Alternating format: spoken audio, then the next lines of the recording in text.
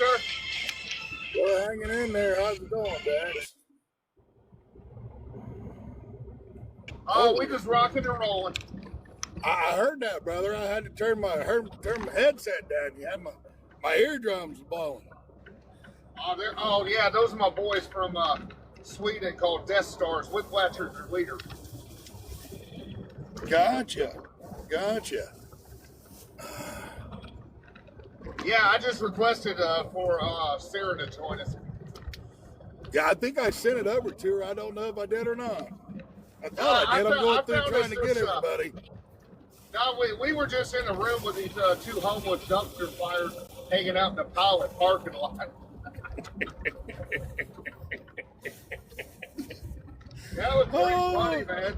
Yeah. The chick was kind of hot, but I was like, get rid of the dude, and they're like, we can't find work, and I'm like, the building in front of you is hiring.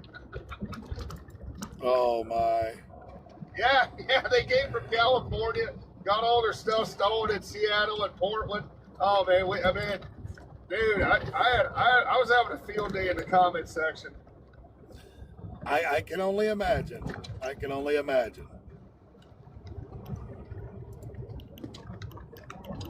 So what else has been going on?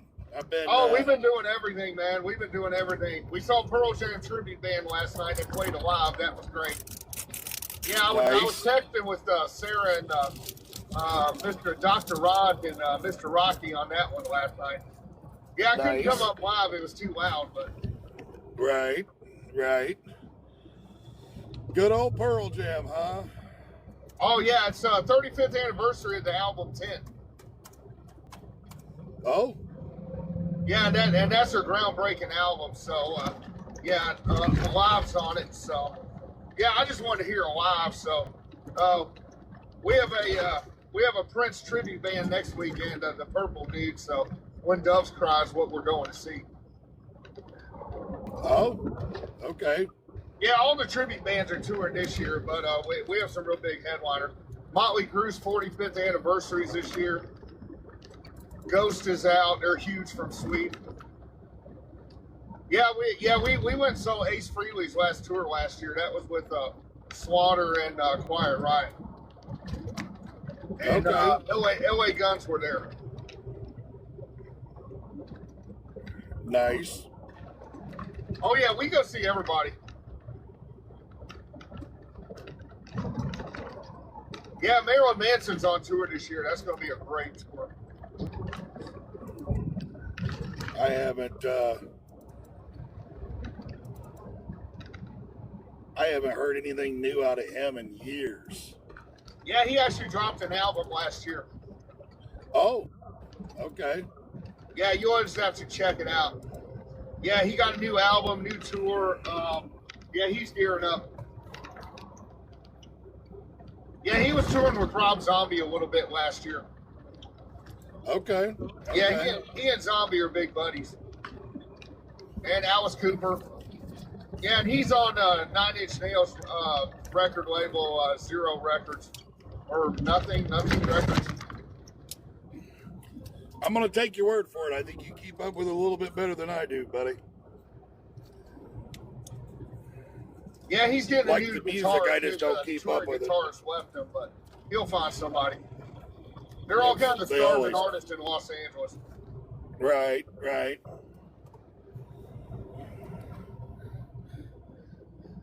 Yeah, we were talking to Cisco earlier, and he was breaking down some stuff. He just paid off 2 trucks last week. Nice. Well, Sophia, I hope you get to feeling better, hon. Sorry to hear you're sick. Yeah. She's been under the weather the last few days. It seems like everybody has. A couple of the brokers I work with, there's a super flu going around. And okay, there's something, because Donnie told me yesterday that he was sick. Mike told me 3 days ago he was sick. Yep. There's a super flu going around right now. A super flu? Yes, sir. Yeah. Go to zeroheads.com and it's on there. Yeah, they're just reporting it's in almost every state. And there's all kinds of other stuff going around, really rare stuff right now. Yeah, it's all this immune system. Not very many people's immune systems are up to it. Because like you get the flu shot, but that's for last year's flu. Well, it's just a strain of the flu. There's like what? I don't even know how many strains there are anymore, but they can only get. And the thing of it is when the flu goes into you, and then it leaves you. When it leaves you, it's a totally different strain than what it came into you as. So it's like it's pointless. It mutates, and pandemic shot, the pandemic vaccine is still out. This is like number 4. Oh, yeah. Well, I mean, Bon Jovi got it twice. Dave Navarro had it like twice to the point where it was what they call long term, and he couldn't tour for like 2-3 years. Yeah, he said he couldn't even get out of bed. So there's still people that are claiming they're suffering from the symptoms. Wow.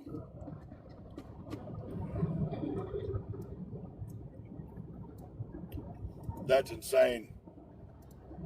Yeah, they have a lot more going on than just what they claim. But because they're like, well, if you get the shot, if you get the vaccine, it helps. And I'm like, how is that possible when you've had it 3 times?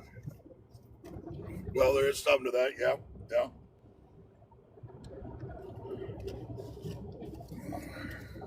I haven't had it. What's up, girl? Hey, I got a question for you. So I had a live earlier, right? And we had a yeah, I heard something about you had a dumpster fire you were paying attention to, I guess. Dempsey's in the comment section, like, unzip your shirt, show us your dump truck, and get rid of the loser, and come to the mansion. Oh, it was great. Oh, I was trying to help Dexy out. Was you being a good wingman? Was you, hon, being a good wingman? I was trying to. Or I should say wing woman. Why can't we request it up? And they go, we can't find a job, and they're parked right outside the pilot, facing the pilot. Yeah, I think almost every one of them's hired. So, yeah. But what's your question, Sarah? Well, so earlier in my live, we had a discussion about the rail, right? What, like railroad rail? Yes, sir. Yeah, okay. What's your opinion about all that? So we was all in agreement. Everybody except for Pastime for Change was in agreement that it's going to be a good thing for the industry. What do you think? What's going to be a good thing for the industry? No. We're talking about the Transcontinental Rail, where Union Pacific bought Norfolk Southern, first ever transcontinental rail. It's still in the process of going through, but they're going to pass it. So basically, you jump on the rail in LA and you deal with one company to New York City, where now you got to split Chicago and deal with like 3-4 different rails. And then it will allow more people to run in more of a regional area and keep your costs lower. What's your opinion on that? Yeah, I mean, it very well could. I'm not going to, I'm going to have to read more about it to find out exactly what it is that they're trying to plan there. But I mean, if you're, my dad and I used to have this discussion quite a bit. And he used to think that he would say that if we would put more on the rail, you would have to worry less about the trucks.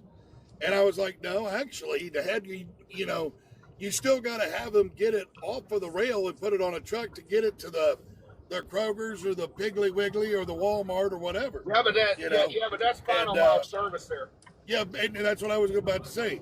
You're talking more of a final mile service. So, I think it would do great to bring probably more local jobs, which would probably bring more. You would have a lot of truckers coming off of over the road and more into local positions, which, let's be honest, a lot of people don't appreciate the lifestyle like some of us do about being out over the road for weeks at a time. I love it. I do. I've always been a cowboy and whatever. And I understand not everybody's cut out for that. And there's multiple genres of this industry. So if they were to go through, but see, this is the thing, they're going to have to set up along the way better rail yards to be able to do that. And what'll wind up probably happening is you'll either see like how JB Hunt bought out BNSF's logistics side, and that way they're putting all their trailers on the rail. you'll probably start to see more of that, where you're seeing the trailers on the rail, or you'll wind up seeing more carriers getting into the intermodal side, to where they're just running around with carriages and moving the intermodal containers. And in that way, I mean, it would make it easier. The only problem that I can see out of it is you're still going to have a lengthy journey. And if I remember right now, to get something on the rail across the United States is like a month. No. It depends on what service you're using. They do have expedited overnight, it just costs more. But does everybody remember Triple Crown? Yeah. Okay, well, Triple Crown was what? All the rail yards, all the trains combined together, financing them, right? It was something along those lines, yeah. Okay, well, it can work, and they were all owner-operators that were pulling them. Now, there are still some major cities that their day cabs still in there that have Triple Crown's name on it. But, yeah, so, I mean, I'm not saying it's not going to work. I'm just saying there's probably going to have to be some infrastructure built to make it work. You know what I'm saying? Because we don't really have the rail yards anymore like we used to. You still do, but you're not going to get something on the rail from one side of the country to the other on rail. You will get it on air, but you're not going to get it on rail.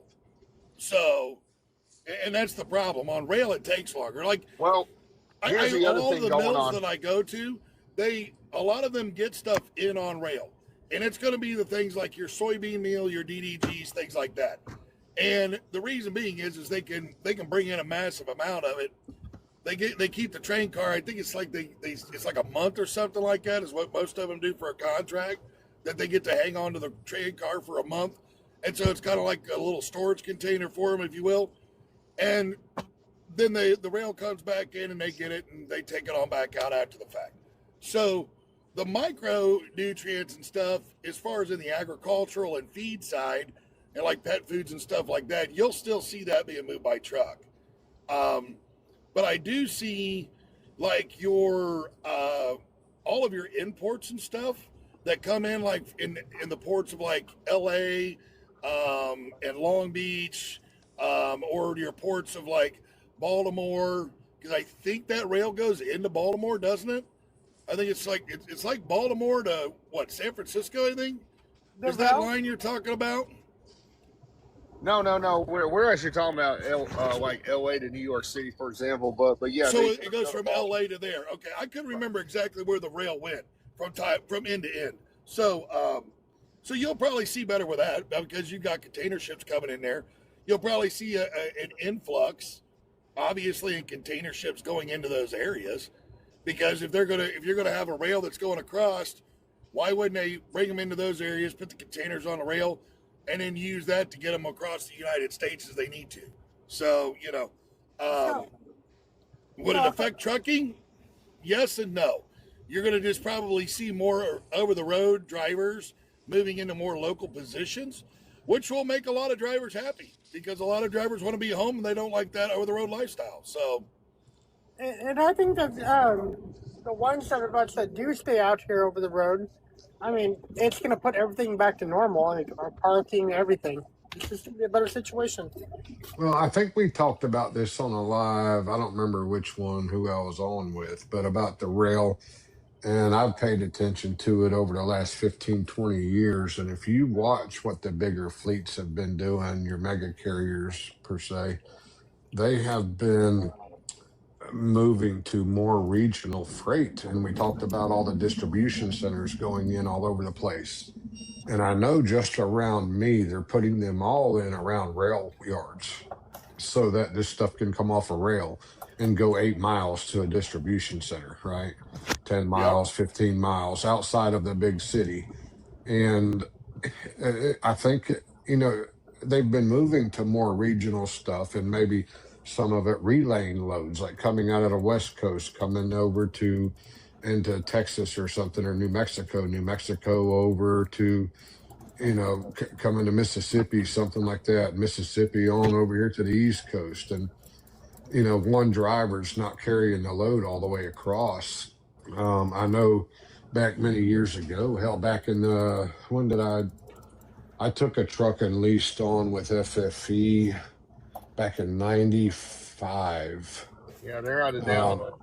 yeah, and I don't even know if they're still around. I know they No, had no, they got KLLM acquired by after that. They got acquired by KLLM. Yeah, And then two and brothers Did that they? own KLLM own Southern Tire Mart. They're both billionaires, worth about 1.7 billion each. yeah, I took a truck and leased to them back then, doing reefer stuff, just to experiment with it for a little bit in between hauling cars after my first or second year hauling cars. And I was like, it was about 6, 7 months of that, and I was like, man, we're just taking this stuff and basically relaying it. We're not getting real long loads. We're running 400 miles. And I'm stopping at a drop yard, dropping it, grabbing one, heading back the other direction where I just came from. Kind of like what Right. UPS and all them do.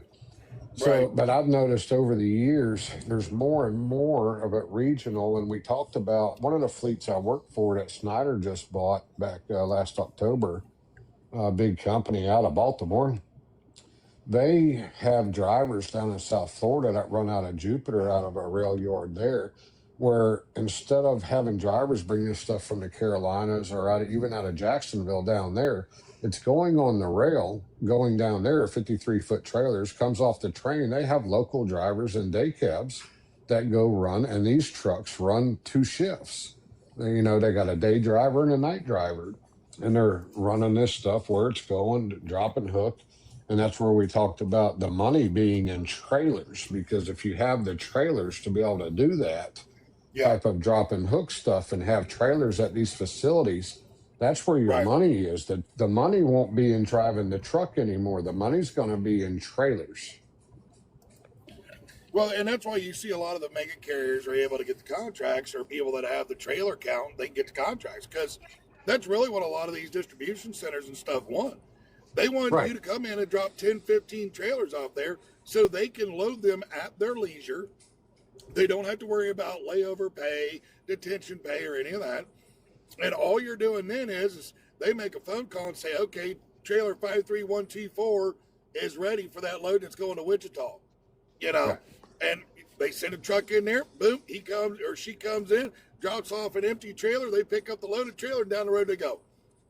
Well, I can tell you that when I went to Landstar in 2017, I bought a brand new trailer, dry van, and had it big belly boxes on it and all set up a little bit for specialized stuff and doing, the concert venue stuff and stuff like that. And I ended up parking my trailer after about 8 or 10 months, and it just sat there. And I got on some stuff with Landstar that I needed a trailer, one of their trailers that I could drop and hook in these pools, because the money I could make, literally, I was making 30% more, bring home, net money, gross money, net money, by pulling their trailer, because the drop and hook availability, right? I was able to go Right. in, drop this trailer, grab the other, get out of there. And instead of sitting at a dock for 2, 3 hours and then going 100 miles down the road, reloading, sitting there for hours. Well, I was able to use all those hours driving by drop and hook. And they have a lot of it with their direct customers, with all kinds of stuff, man. I mean, food stuff, it's pool chemicals to, man, air conditioners to household water heaters to all these places were all drop and hook. And they didn't want to deal with live loading. They had people on the docks, warehouse running 24/7. So they had a yard jockey, man. There'd be 40 damn trailers sitting out there from every fleet that pulled out of there. There may be 5, 6 big carriers pulled out of there. And there may be 150 trailers sitting on this lot. 30% of them loaded, ready to go. The rest of them empty, ready to be loaded. And Right. I think the market even in the next 10 years, if you start paying attention to it, I think you're going to see more and more of that, because I see these warehouses going in all over the place. And Right. many of them, they're just outside of the major cities. And it's going to cut down on this East Coast to West Coast hauling. And another thing they had talked about, and I haven't been in any of the meeting stuff with them in a long time, but when they would do BCO days, they would talk about the capacity and markets and kind of what's going on in the industry and where the shift is going to. And it's going to moving this stuff East Coast, West Coast. These suppliers are just going to be shipping this stuff way sooner. It's going to go to more of a, they're building it and it's going to go across the country and get in a warehouse to where when they need it, it's 20 miles up the road sitting in this warehouse. They don't have to wait for it to come from the West Coast. Right. Well, and you're already seeing a lot of that. I mean, heck, when you look at because of how long it takes for it to be made, put in a container, put on a ship, and then it comes across the pond. You're already seeing stuff when people are buying stuff for Christmas in 2025, they're already making stuff for Christmas of 2026. Correct. Yep. And so you're going to probably, like you say, you're right. You're going to probably see that type of situation go down to where that they're going to do, they're going to do that. They're going to go through and start making it ahead of time. You're going to see a little bit more higher on-hand percentages at the manufacturers and distributors. But by doing that, you're going to probably drop transportation costs. So Right. They'll drop transportation costs. I think a lot of it has to do with the fact of probably what they're seeing with the that $5, $1 mile and how that's going to increase transportation costs in trucking. So, I mean, with that going on, they're already going to get ahead of it, and they're going to go, well, that's fine. If you guys want to do that, watch this. We'll put it on a train and run it across the road. Right. And it's going to get to the point, and I'll probably see it toward the end of my lifetime, hopefully, and it's already out there where, and the buddy of mine that's here from Burger, Ohio, that came over and spent yesterday afternoon and dinner with us and today with us, watched the game, and we just come back from getting dinner at one of the seafood restaurants and dropped him back off at his truck. We've been talking about this. A good friend of his that he grew up with that lives about 10 minutes from me down here. And what he does is he is into this robotic stuff and the conveyor belts and these robotic machines that are loading and unloading the trucks. Okay. And these robot forklift stuff is taking this stuff off of trucks and going and putting it on racks down the aisle, putting it in a bay it's assigned to, that somebody somewhere has, put it to. They know it's empty, or they're using AI and all kinds of things. Right? Yep. They're using order pickers right now, manual order pickers that'll go through and pull 3 boxes of this, 5 boxes of that, whatever, and put this stuff on pallets, and it goes down and goes on a conveyor belt and gets scanned, and it goes down the arms and goes and gets pushed off onto another pallet at the bay door of the trailer that it's going to go onto. And so they're unloading on one side of the warehouse. It's going through, being processed, and going out on the other side. Right. And, I know a lot of guys probably don't pay attention to a lot of that stuff, but that stuff is going to be everywhere. Why is it going to be everywhere? Because we can't hire people that will even show up on time. People are expensive. They got to match their taxes, Social Security, and all this stuff and payroll. Or when they can put this robot in, it's there every day. It doesn't get sick, right? It doesn't call out. They don't have to worry about it clocking in. They don't have to pay taxes on it. They don't have to have medical insurance on it or workman's comp, and it will work. They can work them in 12-hour shifts if that's how long the batteries last, right? So I know. They can run these and lower their cost, which I think. Will it lower the cost of goods? I don't know, because there's that cost. You're not going to see you'll never see a lower cost of goods, but you're going to see a higher profit margin on those. What you'll see. Right. And we may not have the bigger increases as things fluctuate. Just like everything we always say, I can't wait for that stuff to come down, but it never comes down. Once they get prices up, it never goes down. Yeah. And same way in my business, if my cost goes down on my shims and all that, I'm not going to drop my price now. I'm going to still charge the price that I'm at, and I'll make that extra couple dollars. Right. So, but I think we're going to see a lot more of that, and we're going to see a lot more where the driver that's on the road is, I'll bet in 10 years, we're going to probably see a 30% increase of loads being less than 350, 400 miles. Oh, I don't doubt that. And to be honest, that's where I make the majority of my money. I make better money running 300 to 400 mile runs than I ever do making 1,200 mile runs. I agree 100%. As Rocky knows, like in the auto transport business, everything you guys are all short stuff. Yeah. Yeah, everything that comes out of the rail yard is 700 miles and less. Oh, yeah. And talking about that, the stuff that would come into Baltimore and even into Brunswick, Savannah, or Brunswick, and here in Jacksonville, and stuff that we used to haul out of, Long Beach and stuff back east when we'd get out that way. It was rail freight that we would haul. We would bring it back over to Texas and stuff, right? And it was a cheaper rate, okay? Yep. But we would drop it there in Texas. I may bring it from Long Beach back to Houston to Gulf States Toyota, drop it there, and come back in, run out of there for a little bit, running all the dealers in that area, and come back. And I may have that same car in a couple of days, and it paid me as much to run it 250 miles to a dealer as it did from California to Texas. Right. Because and that stuff wouldn't typically run. It would be a week or less for them to run these cars across the country. Right. And so the cars could move in a week across the country, where with a truck it would take 3-4 days, somebody running solo. Another day or two or so. But these retail stores and your big distribution centers, your Walmarts, your Targets, your Home Depots, Lowe's, and all that, they have already ordered product right now for January of 2026. They have ordered stuff for next year. They know what they're going to sell. They have all this software and all of these programs, and they know their sales and what they're projected to sell of all of this stuff every year.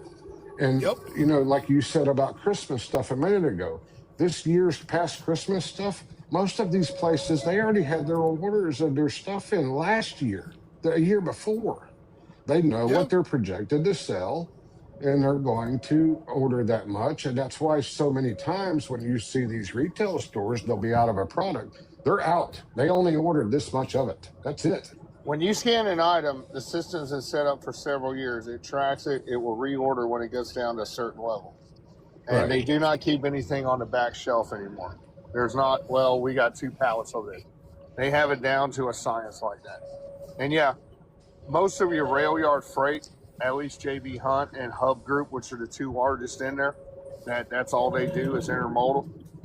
It's like 300 miles or less. The furthest I've seen is say 300 miles, 350.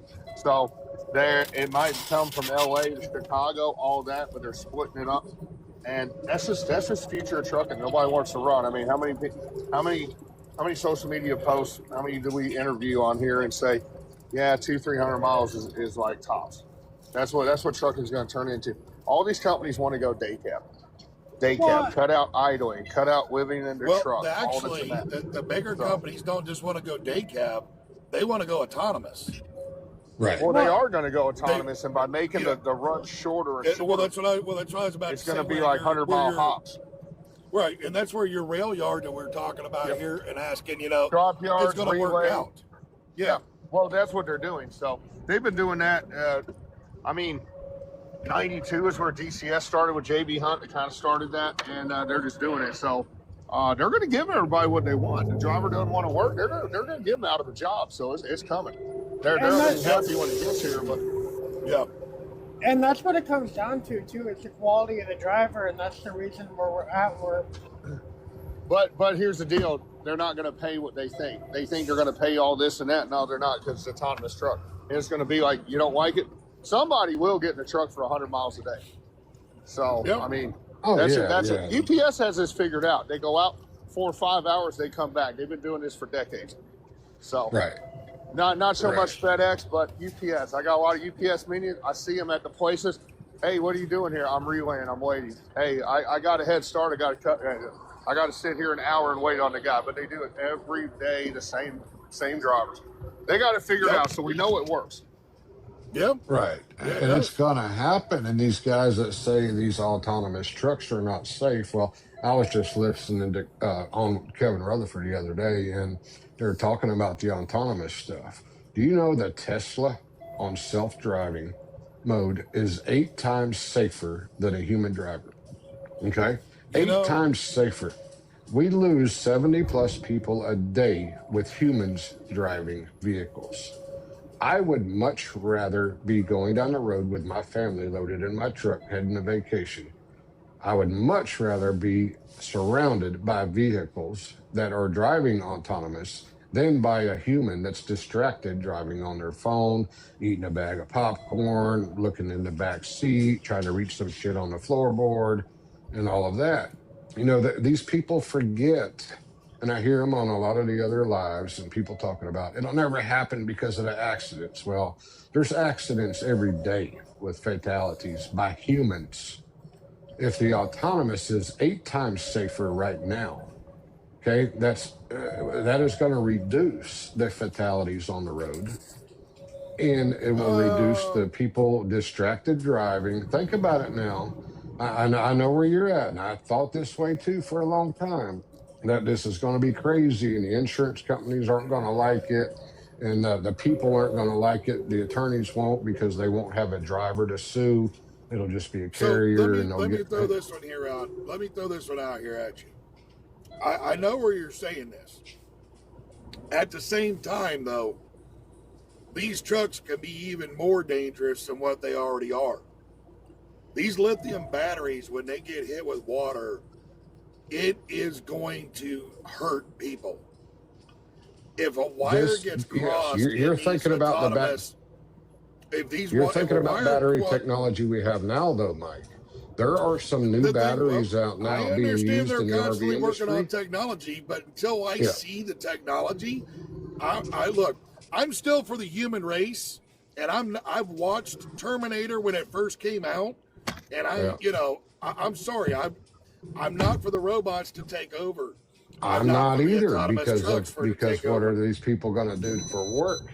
But we have to realize now, I'm not for it. So when I talk about it, I'm not for it. But it is going to come. So you better get prepared. Okay. Well, I don't want to see it either, but you better get prepared for it. This is where we need to come. You know, they're currently industry though, and go and stop. Okay, because I understand what you're saying, that they're going to try to push this through. I get that. Oh, it's already but been then also, there needs to be some pushback for some of that. Well, there needs to be a pushback. They're currently running a lane from Dallas to Houston. They've been, look, I hate to tell you this. Autonomous vehicles are in the oil field. They've been running up and down US 33 in Ohio for the last 10 to 12 years. Yeah, they've been testing technology up there with Honda. To Ohio. Yeah, it's all been documented. I don't like the idea either, but they just now last year announced that the oil field is going to be nothing but autonomous vehicles now. But we're not doing nothing to stop it either. I mean, no. Everybody wants to talk about all this and that, except for what's the real problem. And they have the technology. You know why? Go back and watch documentaries. They've been platooning vehicles since the 70s in the military. This is where all this came from. You got David. And they've been doing it over in England for decades as well. But they know how to do it. Do you know why it'll happen faster? Because of cost. The money will drive it to happen faster. The cost to hire a driver. The cost to a trucking company, the driver. You eliminate the driver, you become really profitable. Sarah, just like Sarah. Sarah, would you rather have trucks that you don't have to worry about hiring drivers for? And you don't have to pay them? You don't have to match their Social Security? You don't have to pay them workman's comp? You know the hardest thing in the trucking industry is hiring drivers. Exactly. Yep.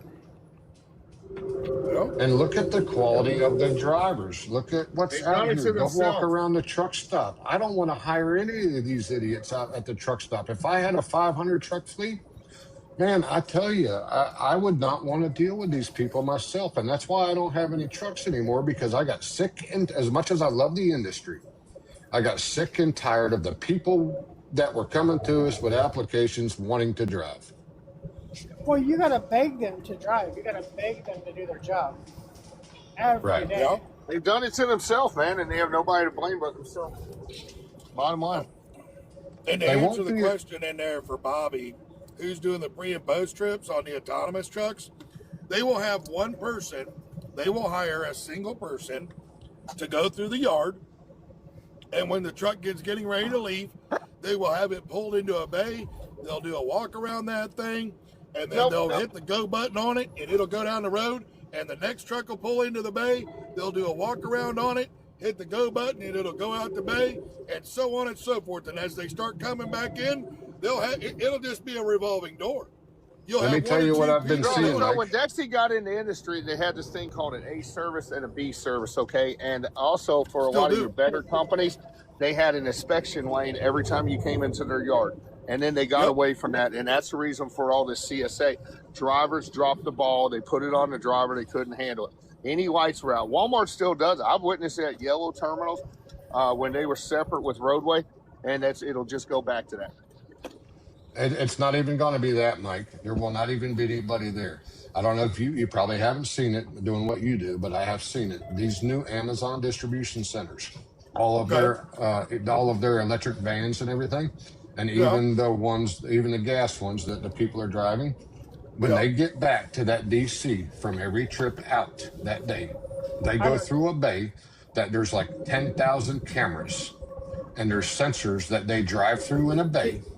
And the AI, it gets tire pressure, it gets tire tread depth, it measures the brake lining, it measures all this stuff in these vehicles. It checks the windshield for cracks, it checks the lights when it goes through. It does all of this stuff, and there's nobody standing in the bay. And at the end of the bay, there's a green light and a red light for the driver. If it's a red light, that vehicle's tagged out of service. They have to take it to the service bay. If it's green, it can go back around and go get charged. Or if it's a gas one, they can go pull it around to go get reloaded, to go out and deliver. And that same technology is going to come in with the big trucks as they're using for their vans. And why are they doing that for their vans? Because these damn people that are driving them don't look at shit. They ride around on flat ball tires. Okay. So they have gone to that. Every one of the vehicles that runs out of these not every one of them has it yet, but it's coming to all of them. It's already here at a few in Jacksonville. So I gotta ask, and this is just for me to know better here. Do you then, as you're the driver of this vehicle, do you then pop the hood so it can look at what, the belt to see if it has cracks in it or anything like that? No, they have a service interval for that stuff. They have these scan things and thermal imaging that is under the vehicle as it's driving through, basically like on a conveyor belt that it goes through. Okay. So then they're probably measuring the thermal temperature of the belt then. As a belt gets worn, it heats up more and more. So Okay. So I for can see example, that. 5-6 years ago, they implemented scales with infrared lasers that would measure your tire pressure and if it was hot or cold.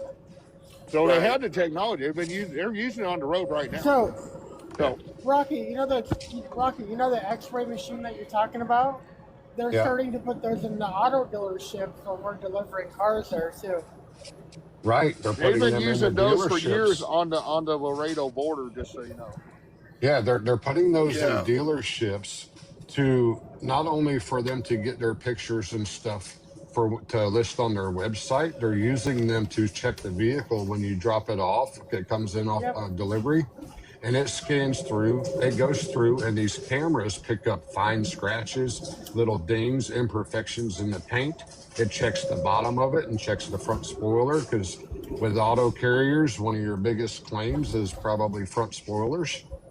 Right, when you're loading them and bringing them off, you're almost, these guys are hauling ass, and they hit the suspension drops, and they catch the bottom spoiler on the car, and they'll get you for those nicks and gouges. But these camera systems and all are picking all of that stuff up, because even their lot porters aren't catching this stuff, but they can drive it through this thing. It's almost kind of like a car wash.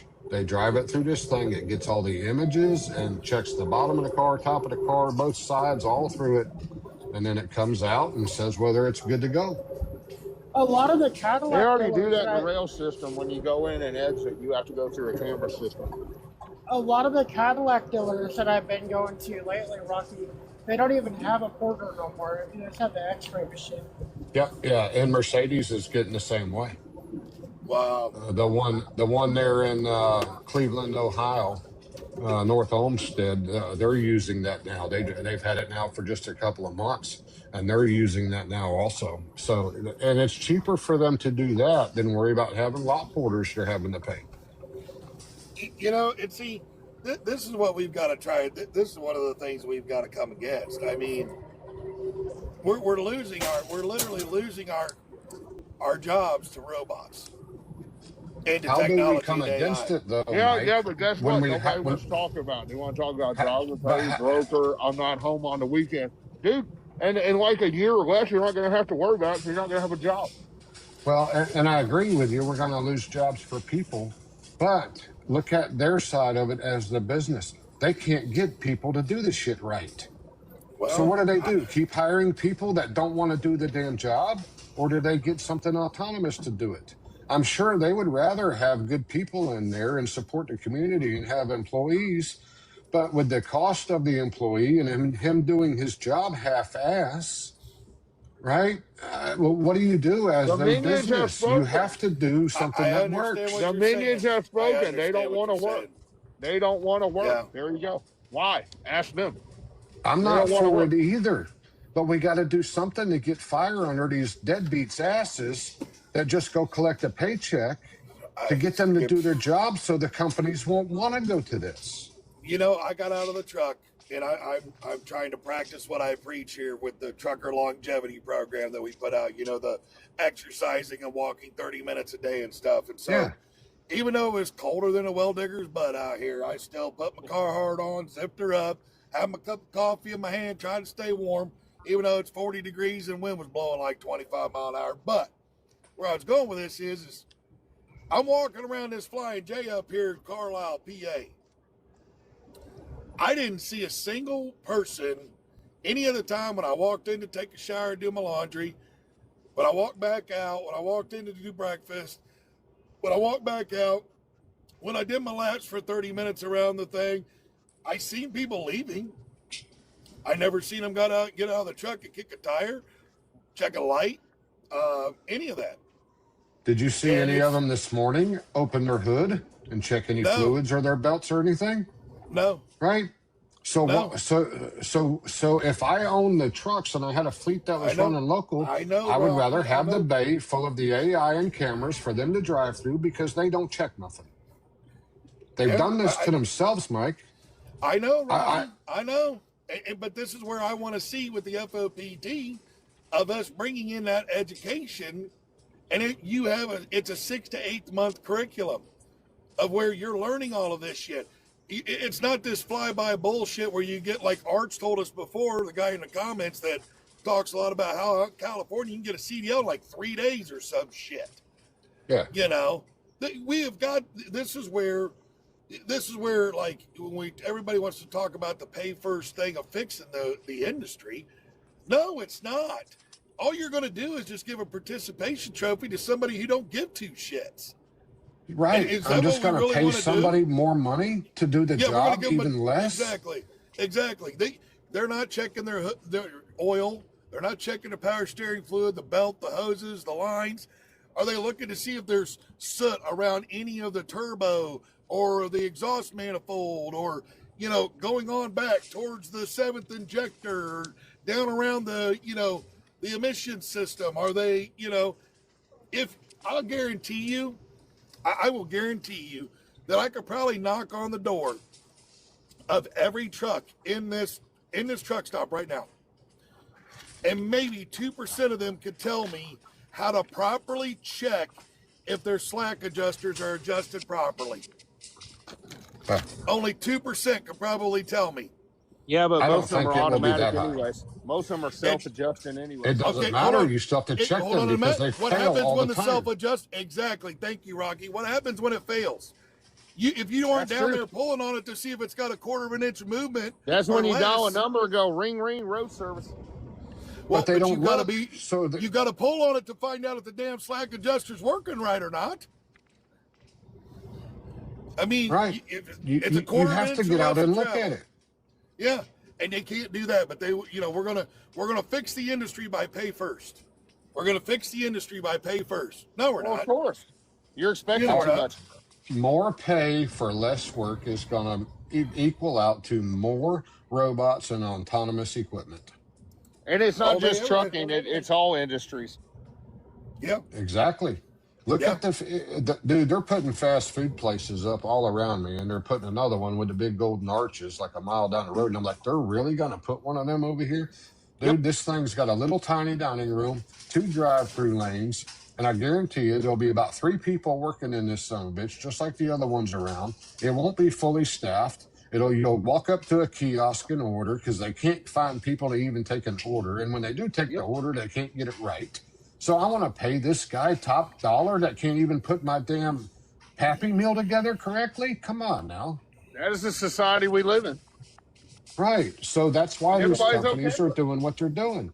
Now, fortunately, for me, my kids are going to have a tough time. Well, my sons are going to do okay because of what they're going into.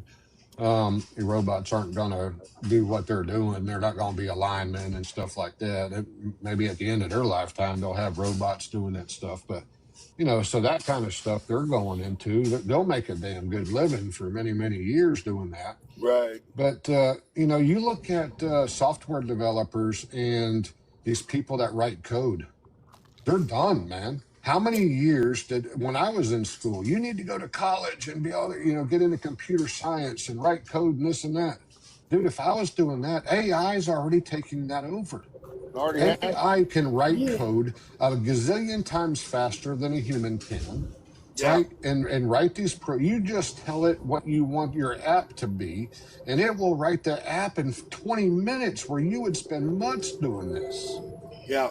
Yeah. Yeah. Dexter and I was in a live a little bit ago with 2 27-year-old people, right, that were sitting in a truck stop parking lot and saying that they're homeless.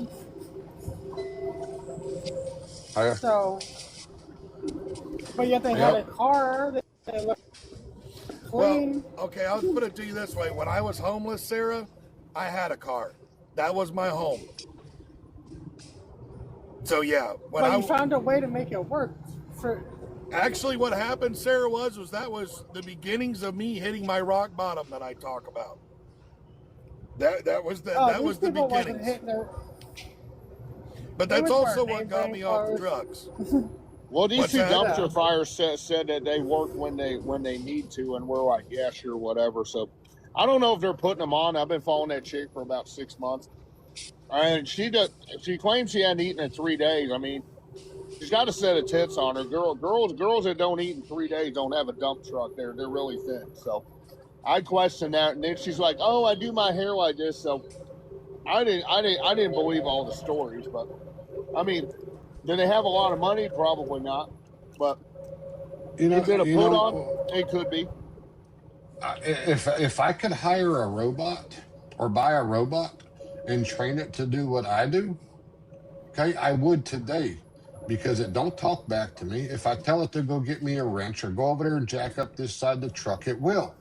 I don't have to, I have tried hiring so many guys. Cisco's in here. At really good money. And they don't want to work. They want to stand around and watch me. And it's like, why in the hell am I paying you to stand out there and watch me? You're the one should be under this damn truck. I'm paying you. Doing this, checking this, and all that. You should be the one taking these damn. They're going to finally catch their lunch, so they're finally going to catch their lunch. But these people nowadays don't want to work. And like my oldest son, he wants to work on cars and stuff. He's into the cars. And I've told him, you either need to get into the supercar type stuff and customization and stuff like that. And I said, the other thing you need to do while you're young right now, you need to really get in and be a troubleshooter and a technician and learn how these systems and these autonomous cars and these electric cars work, because that is what is coming in the future. And right. I said, I told him 100 times, if you would go learn it, I will set up a mobile service for EV repair for these Teslas and all these electric vehicles, because there's nobody doing this. And these people at these dealerships, they don't have a clue what the hell they're doing. So if you can pull up to somebody's driveway and get their electric car running again, replace the motor, replace a wire harness, diagnose to the right wire harness and this and that, dude, you could make a ton of damn money for a long time, because it's only going to get more popular. And I've drove a couple now. I was like, I would never have a damn electric car. But I'll tell you right now, I think our next car is going to be a damn Tesla Model Y. That damn thing is so comfortable. The technology inside this thing, it will just blow your mind. If you haven't drove one, I don't want to see no bullshit comments. If you haven't drove one for at least 10, 20 miles, don't want to hear it, because these things are so full of technology, it would blow your mind of what these damn things can do. And can they travel long distances? Are they ideal if you're a cross-country driver? No, not right now. But not for me, but for like my wife to travel back and forth to work, 26, 28 miles a day or something, back and forth. Dude, charge it once a week, plug it in here in the garage. The battery technology is getting better. They've got some new materials now that they're mining that are lighter weight. They're building these big ass deep cycle batteries that weigh like 25 pounds now that were 100 pounds.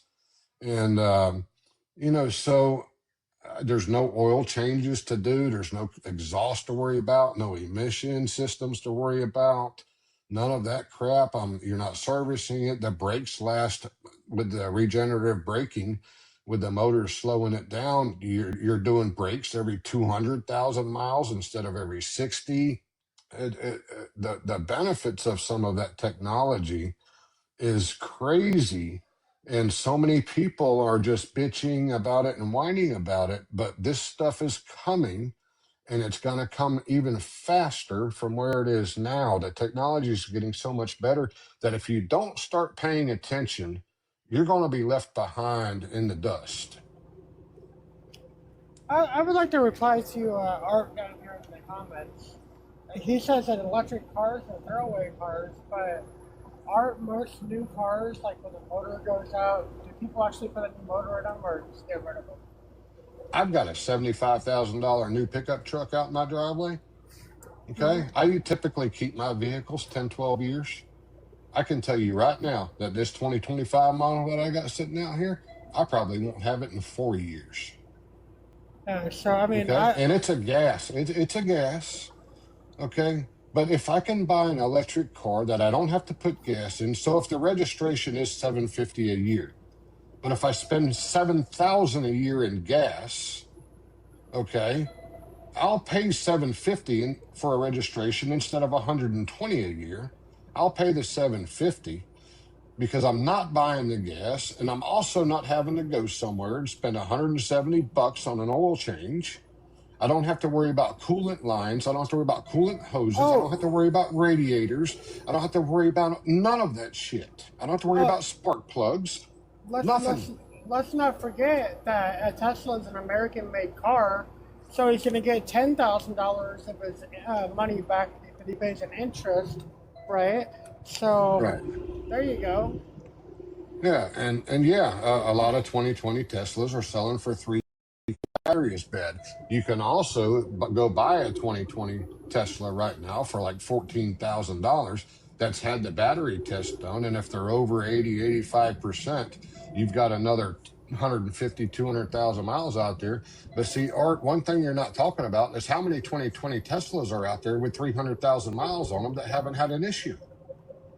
Okay, you're talking about a few, and how many gas cars out there blow up at 100,000 miles, or you go buy a $50,000 Kia and the son of a bitch blows up at 40,000 miles, right? So you're talking, I understand what you're saying, but you're talking about a couple of bad ones versus thousands or millions of good ones. I don't. The battery does that last that long, Art. Okay, I've seen them. I don't know if you've ever followed EV Auto Alex out of Utah, but he talks about this stuff all the time, and he's gone through the testing of batteries on 2017, 2018 Model 3s and Model Ys that they have with 150, 180, 200,000 miles on them, where the battery is still at 83, 85%.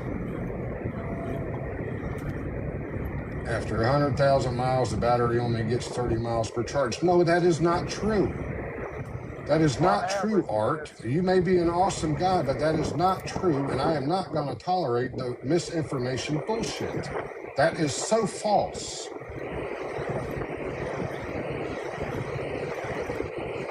That is false. That is false information. That is 1 or 2 cars or something. That is a very small percentage. Mr. Cisco.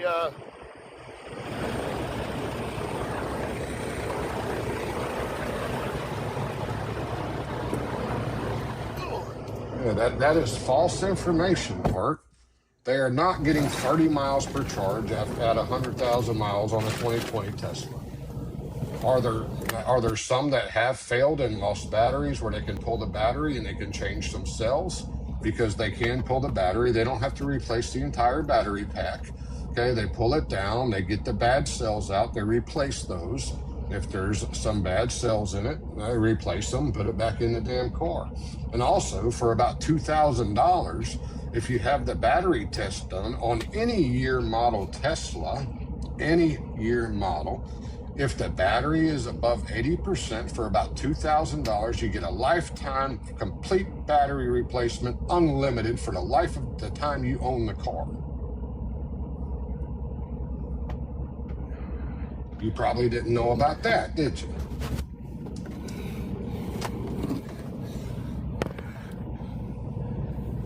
But battery technology in the next few years, it's already changed. Even in the last 5 years, it has changed tremendously. But battery technology is changing big time. There's batteries now that you can put in the semi-truck if you have an electric APU.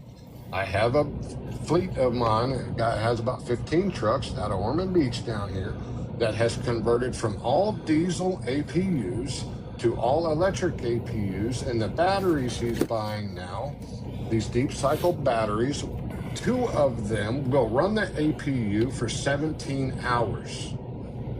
And they weigh about 50 pounds, the 2 of them, 55 pounds.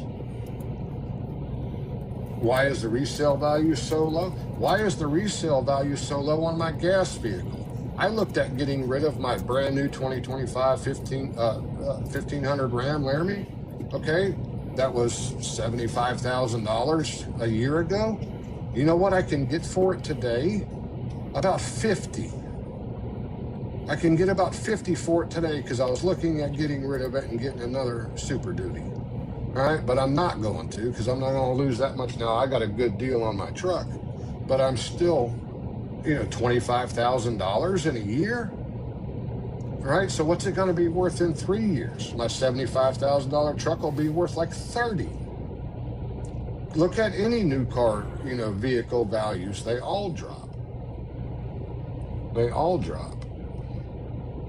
So according to everything that I'm reading here, the average life expectancy that they're finding right now is between 100 and 200,000 miles for an electric car battery. And basically that's stating that it's 70%. In between 100 and 200,000 miles, you'll be at 70%. And look how big that range is.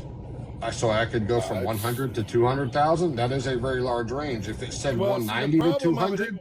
Well, see, this is the problem. We haven't had electric cars around long enough to really do that. And unfortunately, the electric cars, because they don't have the charge capacity that they need, you're not seeing you're not seeing the they don't drive the distances, so you don't get the miles on them. Because most of the they're working on the infrastructure for the charging stations right now to help that across the thing. But the problem of it is you really can't.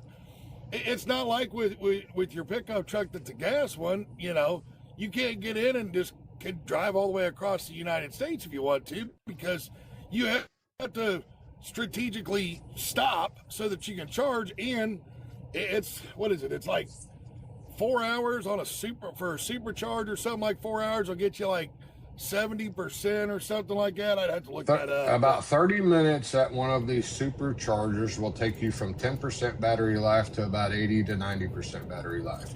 My sister and brother-in-law, they got rid of their Ram pickup and the other gas vehicle they had. They now have a Tesla and a Kia EV9. Okay, and when they leave down there in Mineola coming up to me, they stop at have it charged at the house. They come up and they stop at the Buc-ee's up here in World Golf Village, and they go in, they hook it to the charger, they go in, they go to the bathroom, they grab them a sandwich, and all in about 20 minutes it's back up to, they only charge theirs to 80%, because if you charge them to 100 all the time, it does lower your battery life, just like with a drill battery or anything else, right? Right. So they charge it to 80%. They come out after going to the bathroom, grabbing a sandwich, and they come out and they're up at 80%. They come onto the house, and that gets them all the way home, and he works only a few miles away, but they're not doing oil changes now. They're not doing any of that stuff. They've got solar on their house, which I think the solar on the house is a complete waste of money with the cost of the panels and everything nowadays. They're getting, I mean, they paid like 80 grand to have the solar. Now he's only got a $15 a month light bill, but you know, but they got to pay for that system for 30 years. You could have paid a shitload of light bills for 80 grand, right? To me. Right. But right here, Tesla, this is from Tesla. Model S and X, you can get up to 200 miles in a 15-minute charge. Model 3 and Y, you can get up to 175 miles on the Model 3 or 162 miles on the Model Y in 15 minutes. Yeah. So look that's at straight me. from Tesla. So at the end of March, I'm going to be driving to Louisville for the Mid-America Truck Show to be up there at our booth. I'm going to leave here. I know I'm going to get into Georgia, and by the time I stop and use the restroom and walk around for a minute, okay, I could have got out if I had the electric, plugged it in. By the time I went to the bathroom, got a drink, stretched my legs a minute, come back out, I can go another 275, 200 miles, right? I can get up north of Atlanta, stop in again, plug in, get out, stretch my legs, walk around. And they are actually doing a trip next month where they are going to Western Missouri out to his daughter's for a wedding. And, you know, and they're going to take it. He's like, hey, I'm going to see how this works traveling that far on the EV, right? It's great for around home and all that stuff. Right. But he says, I'm going to see how it is, and that'll kind of change my mind of where chargers is. Right. But now you talk about the gas, the electric stations and all that to charge. When the first gas vehicles were built, how many fucking gas stations were there? Oh, that's the thing. Like, tell me. If anybody Somebody was a fan tell me. of any of the Yellowstone or whatever, and what was it? Was it the 1923? I think. Spinoff that they did. I mean, if y'all remember when the dude was pulling in, the girl looked at him and said, "We're the last gas station for like, I don't know, what was it, like 300 miles or something like that."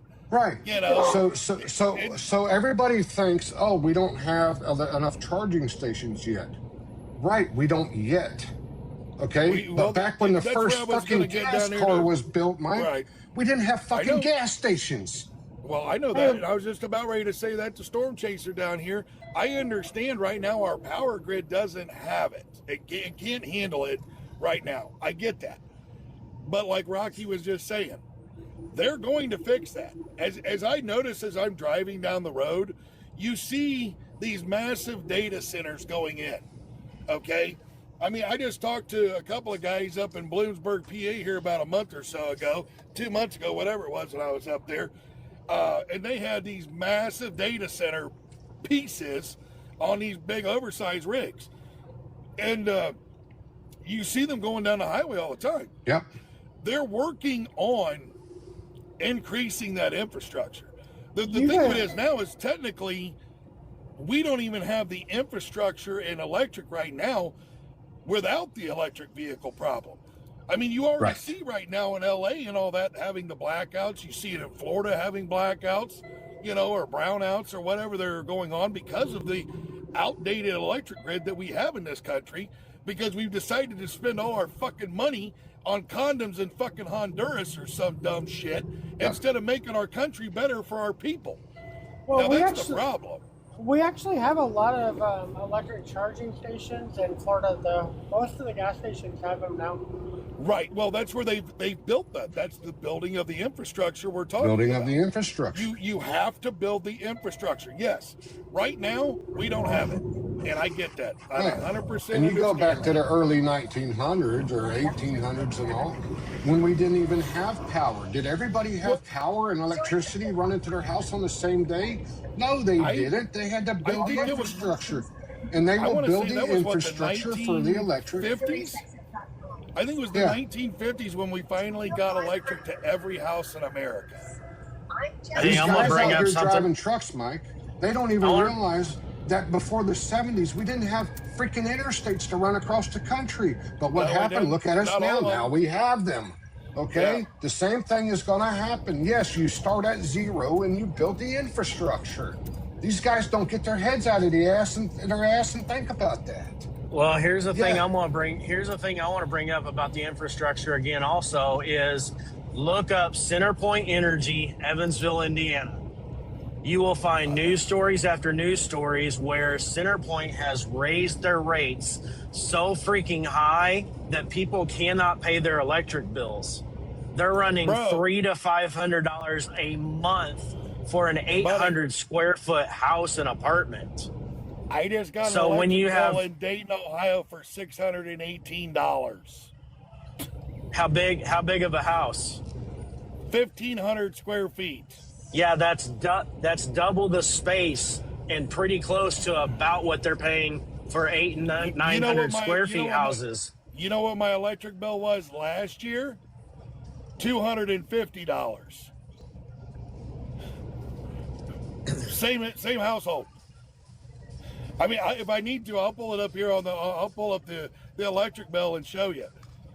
But what's happening, at least with CenterPoint, is they're raising their rates so high, people cannot pay their electric bills. They can't even put food on their table because their electric bills are so high. So it's one of those where it's either feed my family or pay my electric bill. But when you look Well- at the bill, now I went through You this can do here. level billing though as well though, which helps spread that around. And you can also work out payment plans with the electric companies to help that off. Like, I understand they're getting an electric bill that's at an astronomical amount, and I'm not saying that you're wrong there. But what I am saying is this once again goes back to communication, and where you need to talk to them and say, hey, is there any way we can work out a payment plan so I can keep the electric on here, please? Because I want to correct myself also here. I said the 1950s. It was the 1960s before we had electricity access to every home in America. How much are you guys paying for electric in Ohio? He said Ohio or Indiana? It was 11. Well, when I looked at it, it was 11.8 cents a kilowatt. And the month before that, we were at 6.8 cents. I'll show you the bills. My electric for December of 2024 was $164.17. My electric bill, I just pulled mine up when we were talking about it. My electric for December of 2025 was $226.36. So I have a Yeah, what are they 32 charging per kilowatt? Let me curious. find it here. Per kilowatt. Okay, let me pull up the actual bill. And here's another thing that people are fighting with while he's looking up that is Indiana has basically has created a monopoly where most places you might have 2 or 3 different places you can pull your electric from. Holy Not shit! Not in Indiana, you can only do one. There is no options. Did you read that in the comments? Art says it's 24 cents in Cali. Wow. I would Good move. God Almighty! You'd have to be a My damn elec- billionaire to live out there in that state. My tier My 1 electric bill, energy and I have bill a- for the first 1,000 kilowatts is 0.07237 cents per kilowatt. My tier 2, I had 608 kilowatts at 0.08987 cents per kilowatt. So you went from 6.8 or 7 to 8 cents. Yeah. So you're still Yep. 3 cents cheaper than me. So yeah. Do you have Yeah. Clay Electric too, Jesus. Rocky, or At what? do you have Clay Electric, or who do you have? No, we have JEA, and my taxable fuel surcharge cost was 0.00511 cents per kilowatt.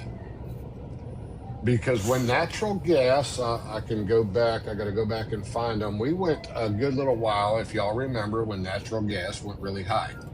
Oh JEA yeah. decided years ago, a bunch of idiots up there decided to go from the nuclear power plant to natural gas. All right. So then we were getting hit. I was having $300 and $400 fuel surcharges on my bill, bringing my bill to $600, $700, $800 because of the natural gas fuel surcharges, and $350, $400 plus of it would just be fuel surcharge because of natural gas. And that's the thing with power. Everybody thinks that nuclear power plants producing electricity is the same nuclear that we're dropping on Iran. It's not No, the it's same not. nuclear. No, there's Okay, actually so- a girl on TikTok here that's a nuclear engineer that I used to listen to her videos all the time. And she talked a bunch about the nuclear power plants and stuff, because that's what she was doing and stuff. Yeah. Amazing. I wish I could find her. I'm going to look on my laptop. See if I It's can not find the her. same nuclear. And No, the it's cost not. to produce electricity with nuclear is so cheap. Okay, yes, they have a lot of money in the infrastructure and building the plant, but it costs them pennies to produce gazillions of kilowatts, okay? But what happens is the freaking media that lies about every damn thing, they go in, oh, they're wanting to put a nuclear power plant in your town, you're all gonna die and everything else, right? That's all BS. It's BS. Wait, you I mean, that's all the Wait, you're media saying does that is the put media fear lies? tactics into everybody. Right, No way. right. So Oh, even you I'm guys wrong. in California, oh, go ahead, Sarah. Oh, I was just saying, there ain't no way the news lies. Are you sure? I was joking. Here she is, Kaylee Cunningham. It's actually Cunningham.Kaylee, which is Kaylee. And I'm going to tell you, like I just found, she is an amazing wealth of knowledge for nuclear engineering, and she's on TikTok. You should really think about, if anybody is wanting to learn or know about it, go follow her. She has a Say that very good again so I can channel. write it down. Cunningham.Kaylee, which is Kaylee.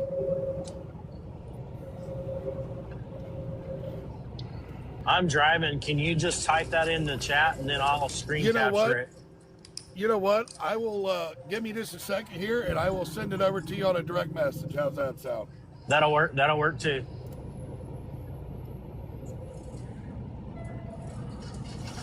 I'm trying to go back to 22 and 23, but it's only letting me go back like 16 months. Where's I mean, everyone the- at tonight? I just went through Atlanta.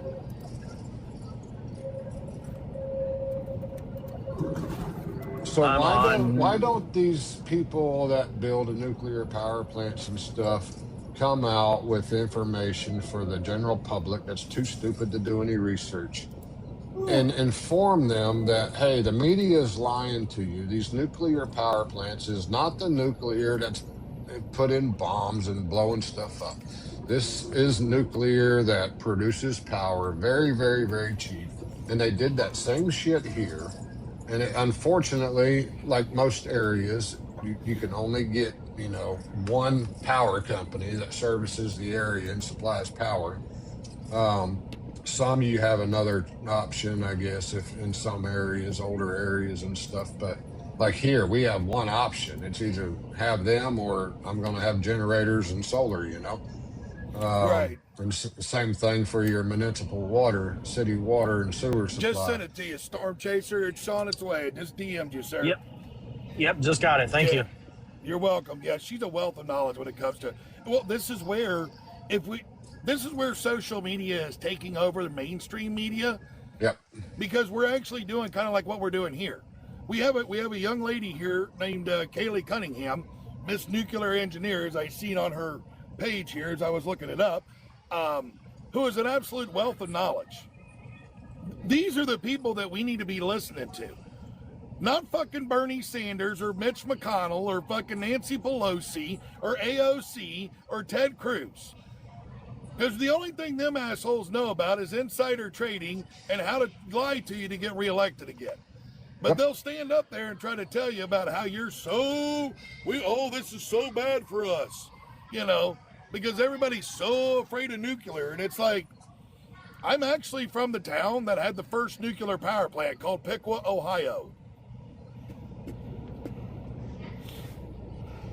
Of course, a lot of people will probably say, well, now we know what's wrong with you, Cupcake. But anyway, I'll go ahead and say the joke myself. So, I got a buddy that I just spent the last 2 days with that's from your area there in Miami. Yeah, I know. Man, and he's a good guy. No, remember we talked about it. I live in Farmersville, which is like literally 20 minutes from there. So, yeah. Right. Yeah. Well, Rocky, I think kind of what you were asking about is what happens is the media puts all these fear tactics in, and then the big power companies, they play off of those scare tactics just to be able to raise their rates. Like, well, if you don't want nuclear, then we're just going to have to raise these rates to compensate for what you're wanting. Right. So you're going to pay so they more. just kind of play off of each other, and I'm sure the media gets some cutbacks from them raising their rates. And you got to understand, the people that own Fox News and CNN and CBS and all the other bullshit, they're all in the same club. They're all multi-billionaire millionaires. They're all in the same club. All they care about is making money off of advertisements. That's it. They want to generate revenue for it. That's why it's not about who's right, it's about who's first. And then they still don't go back and retract the bullshit that they talk about. They just want to go, we're just going to sweep it under the rug. We're going to look like Snow White here and just sweep the dirt under the rug, and nobody's the wiser. You know what I mean? And it's like the rest of us are out here going, how is it that we can hold ourselves accountable and say, you know what, I was wrong.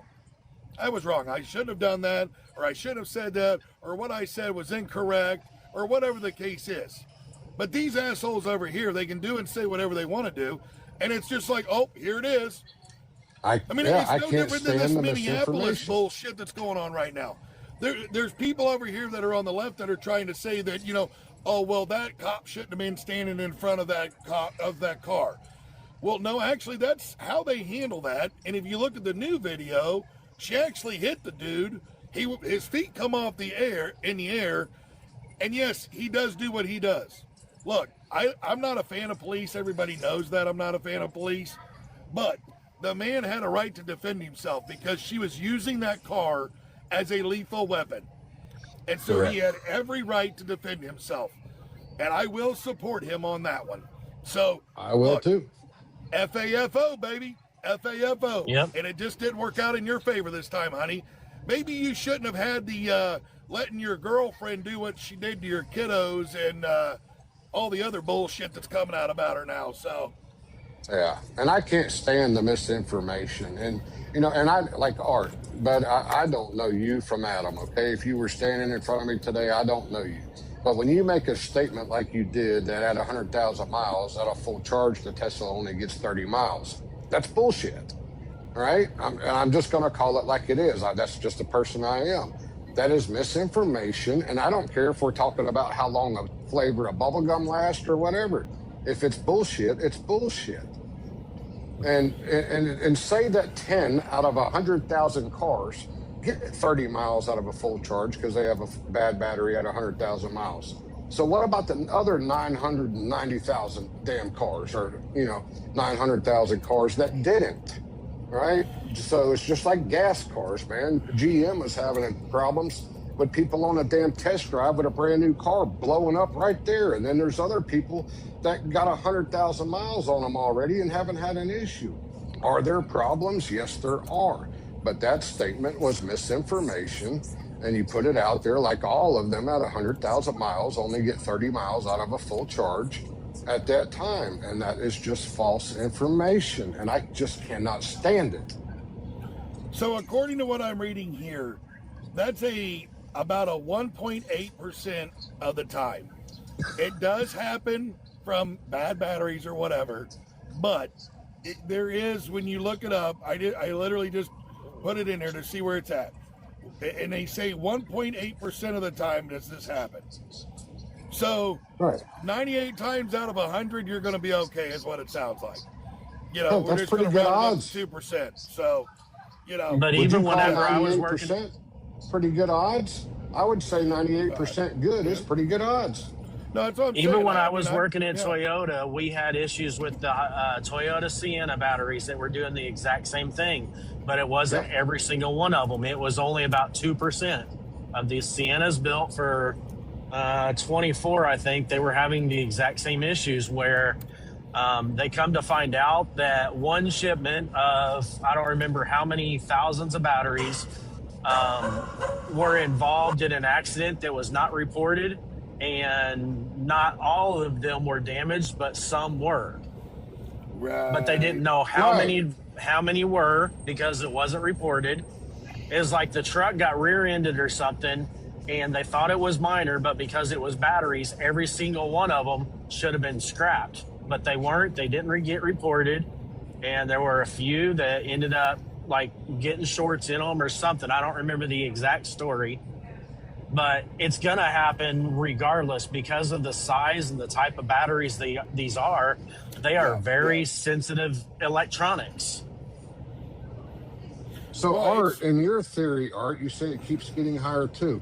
Okay, I have a lot of high-end tools that I work with daily. So He's if I go talking about the tomorrow and buy a electricity in 400, LA. if I go buy a $400 Snap-on ratchet tomorrow, and I've got several of them, big 3/4 and 1-inch drive stuff in my van, that I have had problems with a few of them, a couple of them, but then they No. fix them and they last me another 4 years. Rocky, he's Does that talking mean about every the Snap-on tool is electricity. garbage? Oh, No, like, he's oh, talking about the electricity in California. oh, yeah. I'd fucking move out of there. I don't know why anybody stays there. Beautiful state, but reasonable people should leave that fucking place. That's why you're losing all your industry out there. Well, they're losing. They need to people take a too. They're all- jackhammer to. They need to take a jackhammer to the state line and just kind of let it float off into the Pacific as its own country. I wish they would build that wall that they're building around Mexico and come on up the Arizona, California line all the way up to Canada. Leave Oregon and Mexico and Washington over there too on that side. You know, the funny part about it is, if you get outside of the fucking urban areas like LA and Santa Monica and all that shit, Yep. and you get out there to the people that are running like the farms and stuff like that, they're no I can't different than stand it. anybody else. Right. Yeah, They're I've just heard like Northern us. What it California is, is completely it- opposite. I learned this when I was taking some college courses and stuff like that, that you find 60% higher mental illness in urban areas than you do in rural areas. I Per think capita. it's something they put in the water. It's something. It's crazy.